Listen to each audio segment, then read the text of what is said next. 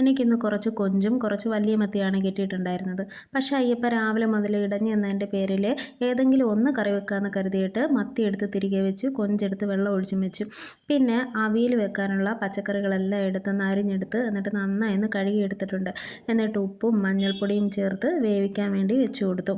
കഷ്ണങ്ങളെല്ലാം നല്ലതുപോലെ ഒന്ന് വെന്ത് വന്നപ്പോൾ അവിയലിൻ്റെ അരപ്പും കൂടി ചേർത്ത് കൊടുത്തിട്ട് ഒന്ന് മൂടി വെച്ച് കൊടുത്തു. എന്നിട്ട് നല്ലതുപോലെ ഒന്ന് വേവിച്ചെടുത്തിട്ടുണ്ട്.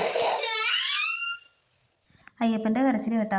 അതുകൊണ്ട് വറുത്തരച്ച് കറി വെക്കാമെന്ന് കരുതി കൊഞ്ചെടുത്ത് അവസാനം പച്ചയരച്ച് കറി വെക്കേണ്ടി വന്നു. കടുക് പൊട്ടിച്ച് കഷ്ണങ്ങളിട്ട് വഴറ്റി കൊടുത്ത് കഷ്ണങ്ങളെല്ലാം പകുതി വേവായപ്പോൾ കഴുകി വൃത്തിയാക്കിയ കൊഞ്ചും കൂടി ചേർത്ത് കൊടുത്ത് ഒന്നുകൂടി നല്ലോണം വേവിച്ചെടുത്തിട്ടുണ്ട്. പിന്നെ തേങ്ങ, കൊച്ചുള്ളി, മഞ്ഞൾപ്പൊടി, മുളക് പൊടി, അല്പം മല്ലിപ്പൊടി, പെരിഞ്ചീരകം ഇത്രയും കൂടി ചേർത്ത് അരച്ച അരപ്പും കൂടി ചേർത്ത് ആവശ്യത്തിനുള്ള വെള്ളവും ഉപ്പും കറിവേപ്പിലയും ചേർത്ത് തീയൽ റെഡിയാക്കി എടുത്തിട്ടുണ്ട്. അപ്പോൾ ഇത്രയൊക്കെയായിരുന്നു ഞങ്ങളുടെ ഇന്നത്തെ ഉച്ചയൂണിന്. പിന്നെ അയ്യപ്പൻ്റെ ഫേവറേറ്റ് മെഴുക്കുവരട്ടിയും കൂടെ ഉണ്ടായിരുന്നു.